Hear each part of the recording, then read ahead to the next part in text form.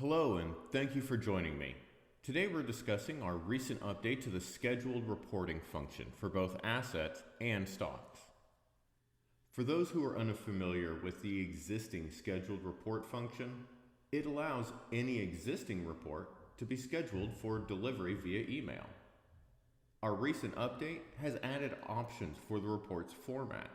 Previously, all scheduled reports defaulted to PDF. But now users are able to select from additional formats from Excel, CSV, and Word. To set up a new schedule, click the clock icon next to the report name.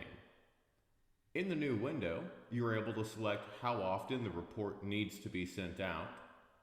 You can also schedule an end to the occurrences.